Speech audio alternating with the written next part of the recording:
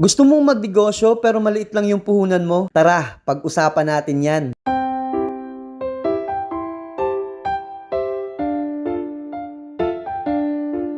So ayun na nga guys, dumating na yung parcel natin. Naglalaman pala to ng DIY dishwashing liquid kit. Ang kagandahan dito sa nabili natin, meron na siyang kasamang plastic bottle, takip at sticker label. At syempre, itong mga components na halu-haluin natin mamaya. Huwag kang mag-alala dahil may kasama ng manual ito. Ituturo dito kung paano mo siya halu-haluin. Tara, umpisahan na natin. Naglagay pala ako ng 15 liters na tubig dito sa timba natin. At ang una nga nating ilalagay dito, itong parang jelly na to. Di ko alam kung anong tawag dito. Ang sabi dito, haluin mo siya hanggang matunaw to. At nang matunaw na nga, sinunod ko na tong 30 ml na coloring. At nilagay ko na rin yung number 4 at number 5. At sumunod itong 850 grams na sodium chloride. Sinunod ko na rin yung number 7, yung pampabango. Nilagay ko na rin yung number 8, yung preservatives para tumagal yung ating produkto. Nilagay ko na rin yung number 9, yung foam booster. After ko nga ilagay, nahihirapan na yung pinsan kong haluin. Hanggang sa naputol na yung panghalo namin.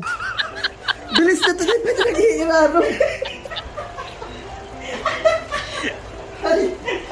At pagkatapos nga, nilagay na namin yung panghuli, yung number 10. At pag natapos mo nang ilagay ang lahat, haluin mo ito hanggang 5 minutes. At shoutout nga dito sa pinsan ko na talagang nagtiyagang maghalo hanggang matapos itong ginagawa nating dishwashing liquid. At ayan, natapos na nga natin gawin yung ating dishwashing liquid. At itabi lang natin ito hanggang 24 hours para mawala yung mga bula-bula niya. After 24 hours, eto na yung itsura niya.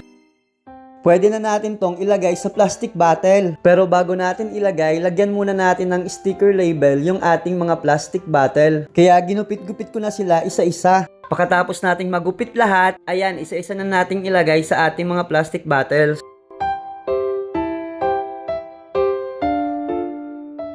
At pagkatapos nga, nilagay ko na rin yung ating dishwashing liquid sa ating plastic bottle. Nilagyan ko na rin ng takip isa-isa.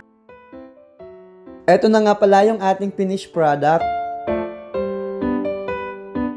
Sa isang order mo nga pala nito, makakagawa ka ng 17 liters na dishwashing liquid. May tindahan ka man o wala, kikita ka talaga dito. Kaya ano pang hinihintay mo? Sa mga gusto palang bumili nito, click nyo lang yung yellow basket na nakikita nyo sa may bandang baba and mag-check out na kayo guys. Dahil maibibenta mo to at kikita ka talaga dito. Dahil araw-araw ginagamit ito ng tao. Salamat po!